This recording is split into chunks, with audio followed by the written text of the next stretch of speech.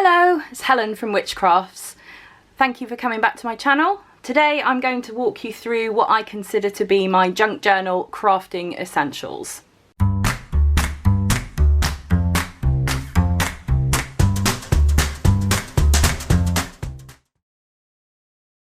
First on the list is scissors. Now scissors come in a huge range of different shapes, sizes, types.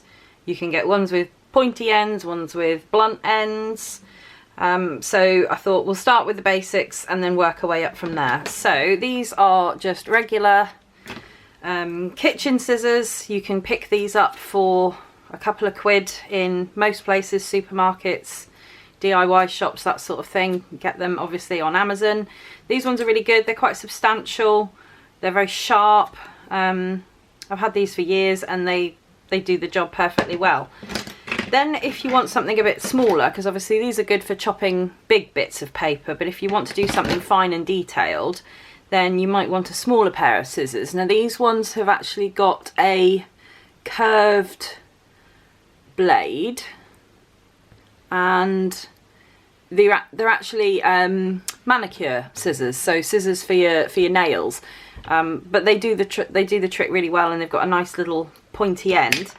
Then you can get other ones like these, which are very slim blades. So they've got a really sharp pointy end, which is really good for cutting really detailed things. And they've also got a lid, which is handy so you don't spike yourself.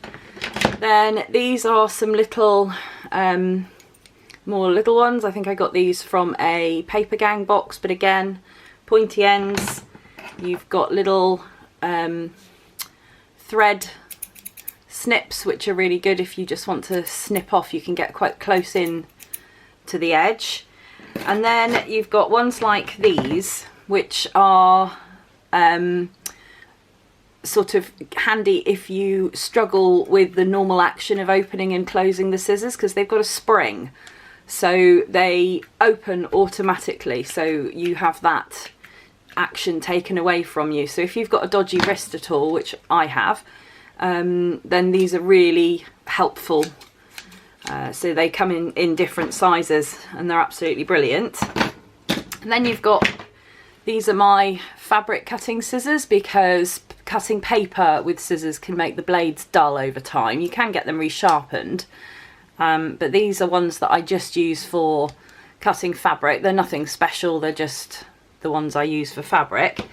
And then obviously you have things like this, pinking shears, which I think, I'm not a sewer, so I don't know for sure, but I think these are used normally on the edge of fabrics to stop them from fraying, or to try and stop them from fraying.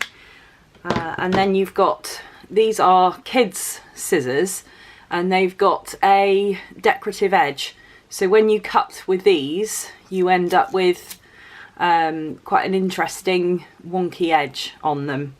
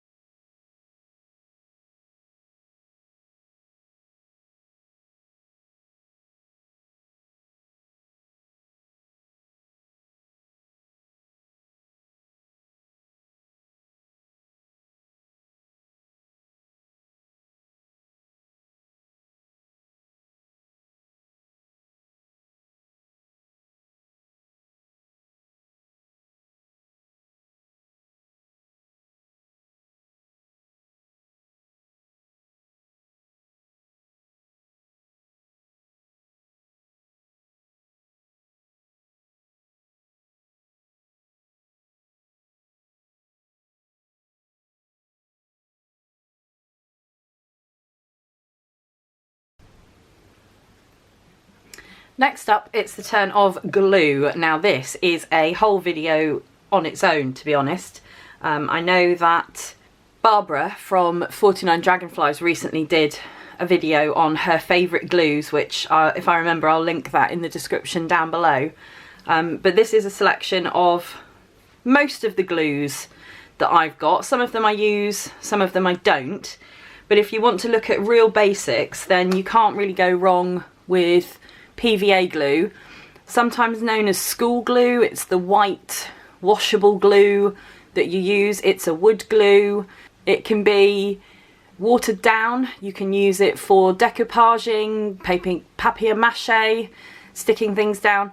But the only problem with it is because it's water-based, it can, or usually does, make the paper wrinkle. Now, especially if it's a thin or flimsy paper, then that can be a problem. So bear that in mind with all water-based glues that I'm going to be talking about, that they all, to a certain extent, make the paper wrinkle. So you can also get, this one's probably quite familiar to American viewers, Elmer's seems to be sort of the go-to brand for glue, as I've seen from watching videos. Then you move on to non-water-based glues. Now this is a acetone, I believe, based glue. And it's called 3-in-1. It's also known as Collall in Europe, which I think I've got a huge bottle of it somewhere kicking around, which I refill this bottle from.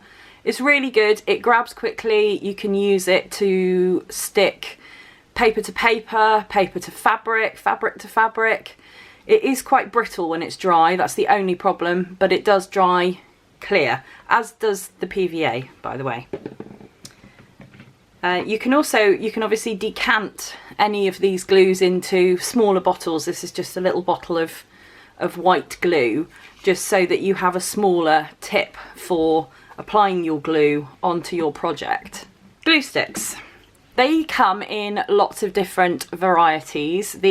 Probably the most common one that everyone knows in Britain would be the Pritt stick, because you can use it at school, and again, it's washable, it's quick and easy.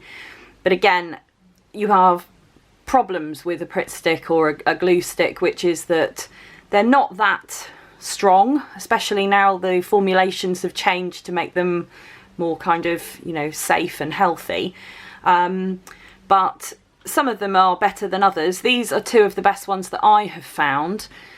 The problem I have with glue sticks, apart from them not being very permanent, is that they can be very messy and you have to use two hands to put them on. You have to kind of hold the paper with one hand while you apply the glue stick. But if you want to kind of stick something down quickly and easily, then you can't go wrong with the good old glue stick. Then we're on to something which I haven't really used that much until fairly recently, because I thought it was just a bit of a hype. This is Mod Podge, which is a brand name, and it's basically the same as PVA glue, although it does have something else in it which makes it more suitable for certain applications, such as, I believe it was originally developed for decoupaging. So I've got two types here. I've got the glossy one, which is obviously shiny when it's dry, and one which is billed as matte, which is matte-ish, but it's not what I would call completely matte. It's still got a little bit of a sheen to it. It's more of a satin finish. But these can be used in exactly the same way as you'd use PVA. They do make the paper wrinkle because they're water-based, but it's quick and easy to clean up, and you can also use it as a sort of a varnish to protect your work, because it is waterproof or water resistant once it's dry. One thing I do use a lot is the Art glitter glue. Now again, there doesn't seem to be anything that special about it. It's a white water-based glue that dries clear, but it dries really fast and it's quite expensive. This is a little diddy bottle, and I've got a larger bottle of it which I refill this one from. But the main thing about it, and why I think it's become so popular, is because it has this metal tip which allows you to be really precise with applying the glue. So it comes out in a tiny little bead, which means you don't need to use a lot, and it does mean that it lasts for ages. So it's expensive, but it's not a false economy because it does last for a long time. The one thing you do have to make sure is that you keep a pin in the top of the bottle so that it doesn't dry up. And I was forever losing my pin, so I made this little dangly charm just to go on the top of it so I could find it on my table when I was looking for it. It doesn't come with the metal nib. You have to buy that separately, but it's only kind of £3 or £4, I think. It's not very expensive. So that's that one. Then there's this one, which is called Cosmic Shimmer glue. This one, although it's made by Art Glitter, it doesn't have any glitter in it, but I think it was originally designed for applying glitter, and that's the same with this one. This is kind of like a cheaper version of this one, and it is very good, and it does come with a pointy nib, so it's really good for applying a tiny amount of glue. I've had this bottle for ages, and as you can see, I'm just at the end of it now. It's okay, it's not as good as the Art Glitter glue, but it is a lot cheaper. So if you're on a budget and you want something a bit cheaper, then this is probably a really good one to go for. Then we've got Gel Matte. Now this is one that you need to apply with a paintbrush. It's kind of a gloopy, well, gel, I suppose. It's really good. It doesn't warp your paper, and you can also use it as a sealer.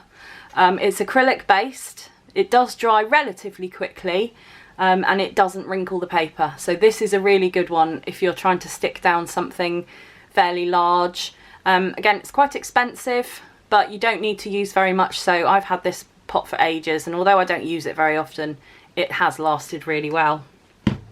Now this I wouldn't ever use as a glue, but it is a glue, and it's what they call dimensional, which basically means if you put a blob of PVA or acetone glue or what have you onto something, when it dries it'll kind of spread out and it'll become flat, whereas this stuff doesn't. I think it must dry from the outside in, so the outside kind of forms a skin like custard on the outside, and so that would then mean that the inside dries more slowly, so it dries in a bump. So if you want to put this on as a drop or as a line, it will stay in that shape when it dries. It does dry really quickly. One thing I found with this is don't shake it, because you end up with loads of bubbles in it. And what I use this for is when I've made paper beads, I've used this as a sort of a glaze to go over the top of them to make them, well, it's sort of like as a sealant, so it makes them more resistant to water and damage and so on, and it also makes them really nice and shiny. Again, this is a little bottle. You can get bigger ones that you can add in. It is, you know, washable, it's water based, it's non-toxic, it's a very safe one, but again it's very expensive, which is why I don't use it as a regular glue. So I've just been and raided my stash and found these are some of the paper beads that I've made and then coated with the diamond glaze, and as you can see they're shiny and they've got quite a sort of a hard surface, which just makes them, you can see it on this button quite well if I can get my camera to focus on it. Come on, there we go. So you can see there that it's quite shiny, and it's a nice one, but you do have to make sure you don't put it anywhere touching anything while it dries. These are the 4 that live on my desk, so these are the ones that I use the most frequently. PVA is fantastic, but it makes the paper buckle. Art Glitter glue is the best, but it's very expensive. 3-in-1 glue is great because it doesn't make your paper buckle because it's not water based. Glue sticks are great because they're cheap, they're quick, they're easy, but they're not permanent, and you need to use 2 hands to apply them. Sometimes I can't do that. Next up, rulers. Got here a selection of the ones that I use most frequently. If you can only have one ruler, then I would say a clear plastic one is really good. Either a 30cm one or a 15cm one. These are the ones that you would have used at school and you'll you know, be familiar with. This one's just got centimetres on it. This one's got centimetres and inches. I tend to work in both. It just depends what's closest to the thing that I'm doing. So rather than it being like 3.2 centimetres or 32mm or whatever, if it's, you know, if it's that much, then I might just say, oh, it's just over an inch or something like that. It just depends which measurement is closest. Then you've also got metal rulers, which are really good. This is a lovely little Diddy one that I've had for a long time. If you are going to be using a knife to cut anything, you need to use a metal ruler to draw, to use your knife with, because a plastic one, obviously the knife could cut the plastic one, and a metal one is going to give you a much better chance of saving your fingers. You can also use rulers, not so much the plastic ones, but the metal ones. You can put them down, take a piece of paper, and you can tear down the paper to give yourself a bit of a more, you know, wobbly edge. You can get special tearing rulers, but I've never bothered with them. And then talking about safety when using a knife, if you're anything like as clumsy as I am, you can get these ones which have got a groove down the middle so that you can save your fingers behind the ruler, so that you're not going to end up with blood everywhere and an emergency trip. And this one's also got some little rubber pieces on it just to stop it from sliding around. You can get ones with cork on the back of them which do this pretty much the same thing. But if you can only afford one ruler, I would say go for a metal ruler, preferably a safety one. And if it's got both centimetres and inches, then so much the better. Next up, I'd like to talk about pencils and rubbers and pencil sharpeners, I suppose, by association. Pencils, there are so many kinds. You can pick up a pack of pencils like this in your local supermarket for probably £1, maybe a couple of pounds.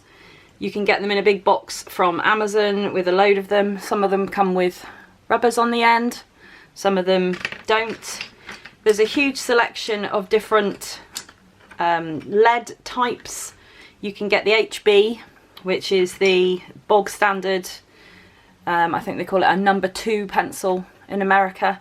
So, you know, that's the one we all know from school that you just use for sketching and drawing with.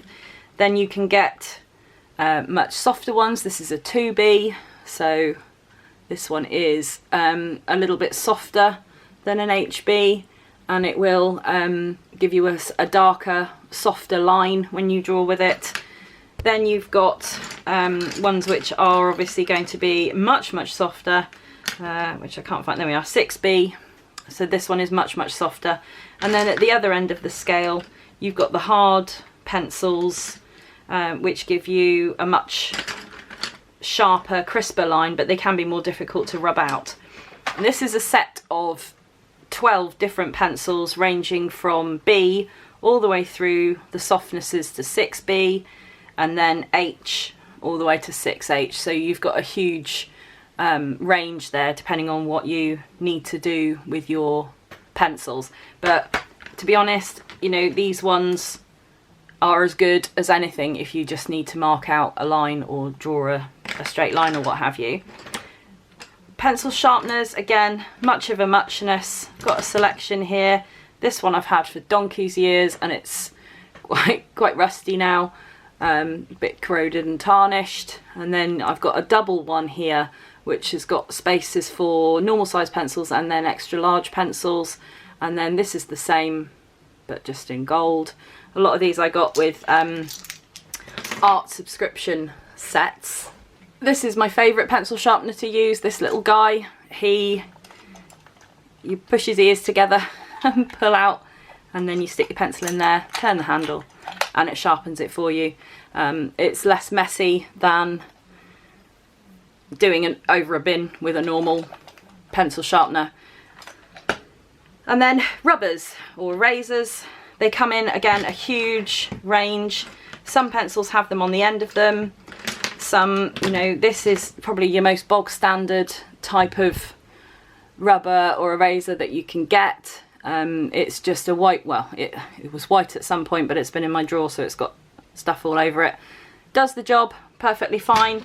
If you have a problem with them getting dirty, like I do, you can get ones in little protective cases, so you can keep that in your pencil case and hopefully it won't get quite so mucky. You can get fun erasers. I looked for ages to what does open mean, and it's undo, obviously. Then you have the specialist kind of artists rubbers. These are kneadable rubbers which you can squish and make into a point, and then the idea is that you don't actually rub with these, you just kind of dab at the graphite that you've put down on the paper and it picks it up. This is another one, so this one's white. They don't last forever, and certainly not if your 6-year-old gets her hands on it and thinks it's sticky tack.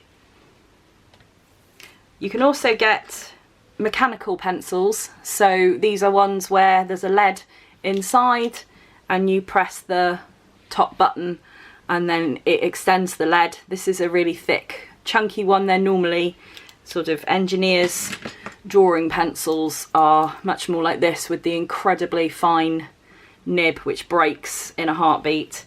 But you can also get these ones here which are colour mechanical pencils, and you can get replacement leads. So the refills normally come in a pack like this or like this, and you just, when your lead is all used up, you just grab some of these and put them back in again. But as I say, to be honest, you know, you can probably get away with something like this and some kind of just basic rubber. That's all you need.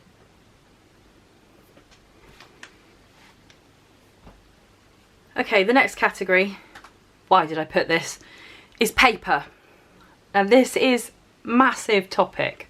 It's a huge category, but we'll start from the beginning and we'll try and go through, and there's no way I'm possibly going to cover every single kind of paper, but I will just give you an awareness of the different types of paper that are out there that are commonly used in junk journaling projects, and then I will show you what you need really. So at the very basic end, we've got plain printer paper, copy paper. This is A4, comes in lots of different sizes, but the most common would be A4. And this is just a really basic, this is actually Amazon Basics paper, but you can buy a ream, 500 sheets of paper like this in a supermarket for a couple of quid. So cheap and cheerful. Then you've got slightly thicker, heavier weight paper. It's almost like card, but it's not. This is very smooth. It's really good for printing high quality images onto, especially if you're using a laser printer. Then you've got drawing papers. So this is what I would call a sort of a sketchbook paper. It's just a basic paper, not really that great at accepting wet mediums like paints or inks. Same with the printer paper as well, much better for pencils or that sort of thing. Then this is watercolour paper. This is cold, so there's two types, there's cold pressed and there's hot pressed. I don't know which is which, but it's basically got a bit more texture to it, a bit more what they call tooth, and it's thicker and more absorbent. I believe it's got some cotton in there which makes it more absorbent to the paper, to the paint rather. It will still buckle and warp, but it is more suited to wet media. Then you've got photo paper. Now this is the one that I like to use. This is, it doesn't have to be double-sided, but it just so happens that this one is. This is a matte photo paper for using an inkjet printer, and it's really, really good because it's not shiny. So if you're going to do some techniques like faux jelly plate printing using Distress Oxide inks, which is something I learnt from Louisa Heinzel, then this is a really, really good paper to use for that sort of thing.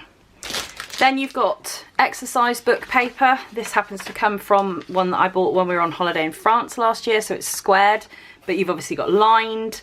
You can get a grid, you can get dotted ones for bullet journaling. Then you've got coloured papers. These are ones that I've embossed. So these are generally a bit thicker. You've also obviously got coloured card. Then you can print off things like DigiKits. This one is from Digital Collage Club.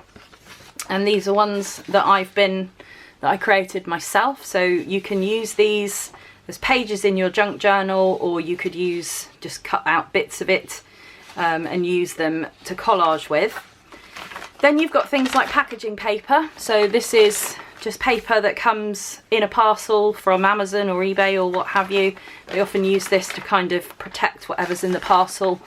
I try and save as much of this as I can. I've got a huge box full of it, so I've stopped saving it for the time being.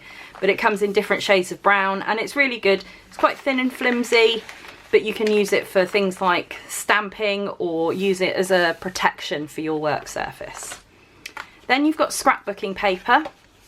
So this is double-sided, and this was obviously from a pack that I've got hold of at some point, not sure where. Can't remember. Sometimes you get them as free gifts in magazines. This page here, I believe, was a page in a crafting magazine or a paper crafting magazine that I've just ripped out and using. Wallpaper. You can buy or you can get hold of samples of wallpaper from DIY stores, or you can buy books of wallpaper samples from high-end shops where they're getting rid of them. And they're not stocking that anymore, but this tends to be quite good. It's quite resistant to having anything applied onto it, obviously, because it's wallpaper. It's designed to not have anything drawn onto it, hopefully, by your little horrors. But it is a good basis for making a collage from, so you can cut it up or rip it up and make collage pieces from it. Then you've got book pages. So this is actually a printout of a scanned book page, so from a dictionary, and then this is from an actual book. I've got a lot of books that I bought a job lot of because they were falling apart, the covers were coming off, the pages are ripped and torn and falling out. So I don't mind reusing these books because it's giving them a new life when normally they may well have just been thrown into landfill. So I'm quite pleased to rescue old and battered books, but I wouldn't ever cut up a lovely new book. I'm a great book lover, and yeah, they need to be treated with respect, but sometimes they need to be given a new lease of life. And then you have also music paper. The problem that you'll find with some sort of vintage papers is, although they've got this lovely colouring to them where they've aged and they've got a little bit of wear and tear, they can be very flimsy, they can be very brittle.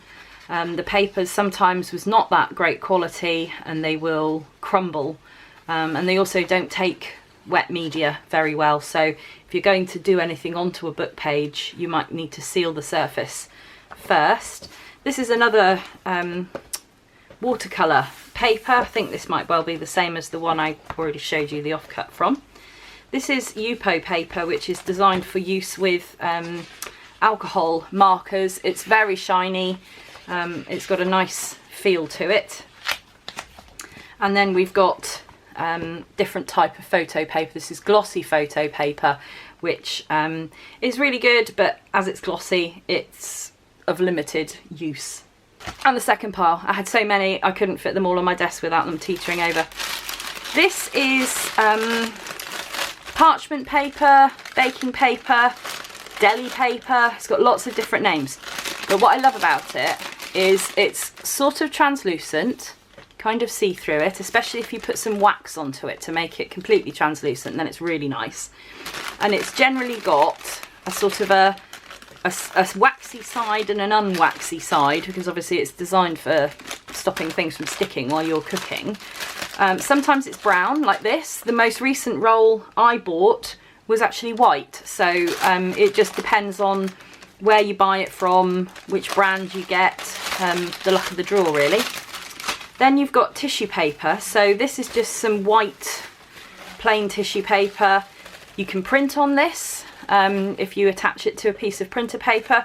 This one's got a sort of a shiny glossy side and a matte side. Then you can get patterned tissue paper. So this was from this was probably from Scrawlrbox, I think. So from a art subscription box. Then you've got ones that have been printed on with a kind of a metallic ink like this. And then obviously you've got loads of different colours of tissue paper, every colour imaginable. Then similar to tissue paper, you've got napkins, which you can pick up in most supermarkets. You can get patterned ones, you can get plain ones, you can get coloured ones. And these are really good for an awful lot of different projects. You can do decoupaging with them. You can take them apart like this and you're left with a couple of different layers of napkin that you can use for various different things, such as, you know, making your own faux handmade paper, that sort of thing. Then you've got paper bags. So they come in a huge number of different colours, huge wide range of shapes, some big, some small, some brown, some patterned. This is one of those napkins that I've decoupaged onto an old Amazon envelope, so just using some watered down PVA glue to decoupage that down. And this is another example of some tissue paper, so this is printed. This is from a Your Creative Studio subscription box. Then you've got handmade papers and very textured papers. So again, this is from the same Your Creative Studio box. So two different types of sort of, I don't know if these are handmade, but they certainly look handmade. They've got texture to them and they've got sort of bits in them. And then this is actually genuinely handmade paper because I made it myself. So this is just using junk mail that I've run through the shredder and then pulped with lots of water, and then used an old picture frame with netting across it to make some paper. It's time consuming, it's messy, and I've had sort of ranging areas of success with it. It does often come out looking quite grey, but it's quite interesting, adding texture. I wouldn't necessarily recommend drawing or anything like that on it because it's quite textured.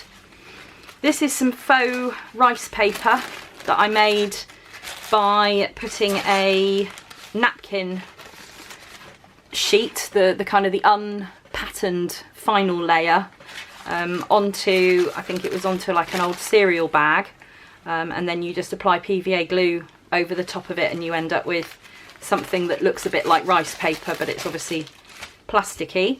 This is grey board, it's often called. It's quite a thick construction cardboard, so that can be quite useful for various things. Use it for making covers for journals sometimes. This is packaging from a roll of toilet paper. So it's got a good pattern, it's sort of fairly thick, so you can apply lots of different things to it. Then this is some wrapping paper, so I save often wrapping paper quite a lot of the time if it's got glitter on it, particularly at Christmas. It always says don't put it in the recycling because the glitter part of it can't be recycled. But I tend to kind of try and go for wrapping paper that can be recycled. So this, for example, is new wrapping paper, so this hasn't been used to wrap a present, it's just got a bit scruffy in storage. So it's made from recycled paper and it can then be recycled, if you see what I mean, commercially, or they come in such an amazing range of patterns. This one is like a shiny, more traditional kind of flimsy wrapping paper, whereas this is a much thicker paper, and these are wonderful for using in junk journals. Come back to those in a minute. So then you've got this stuff, which loads of people call vellum, and I've got a problem with this because vellum is what they used to use in the, I suppose, in the Dark Ages, ancient Greece and Romans and those sorts of things. And vellum was a parchment for writing on that was made of animal skin. This is clearly not made of animal skin, this is plastic. So I would refer to this as tracing paper. You can print on it, again, if you attach it to a piece of normal printer paper, you can print onto this, which is really cool, and I think I've got some, here we are. So here's one that I've printed a background paper onto. I think again this is from Digital Collage Club. Then you can dye your paper. Now one of the most common ways of doing so is to use tea or coffee, where you make up a batch of tea or coffee, pour it into a tray, put your paper in, let it soak, and you end up with this. Or you can put some tea or coffee, probably coffee, into a spray bottle and then spray it onto the paper surface. And then you can either just leave them to dry naturally, or you can put them in the oven. This one was put in the oven to dry, and obviously I left it a bit too long because it's kind of got a little bit scorched around the edges, but I sort of like that because it makes it look very aged and interesting. They do come out very crumpled, so I have actually ironed these. I don't iron very much, but I do sometimes iron paper, so you can just flatten them like that. Then sort of linked to the book pages we were talking about before, you can get old maps.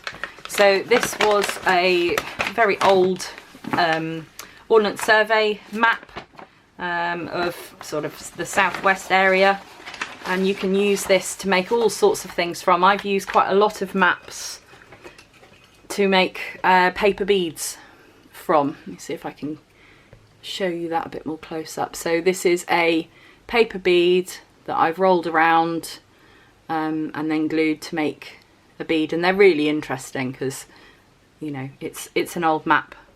Then you've got things like acetate. This is printable acetate, so it's sort of similar to vellum in some ways in that it's plastic, but the main difference here is that it's clear. So if you're as old as me, then you might remember back in the old days when your teacher would use an overhead projector, one of these, to show you what they wanted to show you on the board, in the days before smart whiteboards and the like. So you can get just ordinary transparency OHP film, or you can get this stuff which you can print on with a inkjet, or you can get a laser printer version as well. And then, so my pile doesn't disappear down on top of me, envelopes. So lots of different kinds of envelopes. These are all plain ones. This one's been coffee dyed. It was one of those ones with a window in it, but me being me, didn't think through, and when I put it in the oven to dry them, because I was impatient and it was the winter and I couldn't be bothered to wait for it to dry naturally, of course the plastic shriveled up. But it's quite good because you've got this here, and then if I wanted to put that back in, I could just use a piece of acetate or bit of plastic bag or cereal bag or whatever, or tracing paper, whatever I happen to have. And then you've got other envelopes, so they come in lots of different sizes. You can get them, you know, right the way up to A4. Plain envelopes, brown ones, craft coloured, and then sort of gold and sparkly ones. Okay, so this is sort of the abridged selection of what I think I couldn't really manage without in terms of junk journaling. So bog standard printer paper, exercise book paper, packaging paper for backing, some kind of scrapbooking paper, whether that's, you could also use magazine pages, or, you know, print it off from patterns that you can find on the internet. Wallpaper is really useful, book pages, some kind of parchment, baking / deli paper, tissue paper, napkins, paper bags and wrapping paper, and then also possibly the tracing paper as well, because it's quite useful to use as tracing paper even if you don't use it as anything else. But that would be my sort of, it seems like a lot, but most of these things you can get free or very cheap. You can pick up old books in second-hand shops. Tissue paper you can get from shoes, quite often come with tissue paper in them. Wrapping paper, most people have a birthday. Everyone has a birthday, usually getting presents where you can keep the wrapping paper. Napkins are dead cheap. Wallpaper samples you can get from DIY stores.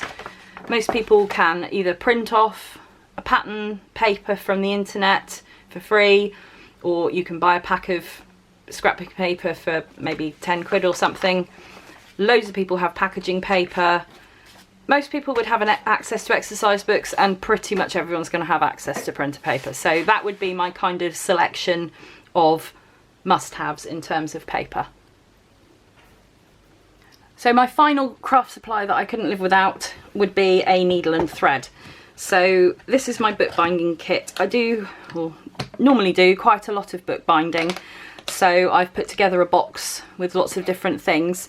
So at the very basic end, you can just use a regular sewing needle and some cotton, perhaps strung double, in order to bind a book together.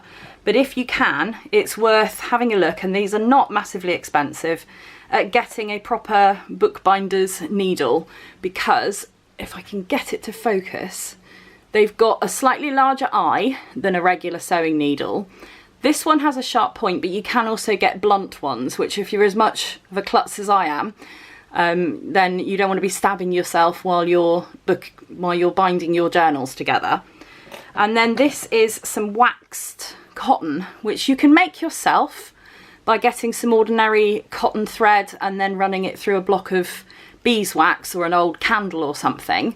But the benefit of this is the wax makes it slide through the paper more easily, so you get a reduced amount of friction, which means your paper's less likely to tear, and it's also incredibly strong. So if I just show you a couple of my other bits that I've got in here. So the cotton wax thread comes in a huge range of different colours. So I've got some black, some grey, some light brown, some dark brown, and there is some white in there as well. But you don't have to use specific waxed thread if you don't want to. This is some industrial strength thread that we bought probably 20 years ago. I believe it's polyester, and we bought it to use with the hopes of mending our horses' rugs. But the industrial sewing machine that we had didn't work properly, and as far as I know it's still languishing in the barn at my dad's. This is some cotton cord, I suppose. It's a bit thicker than thread, and this is for jewellery making, for making not bangles, you know, threaded beaded bracelets or necklaces, that sort of thing. You could use a very thin leather if you wanted to, or suede. And then finally in this category would be embroidery floss.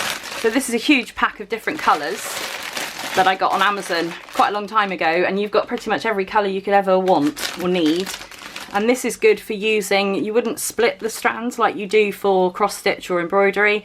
You'd use it in a whole thread like this with all of the strands, and using that to stitch through your book cover or spine can be really, really good, because you can match the colour that you want to use to your project.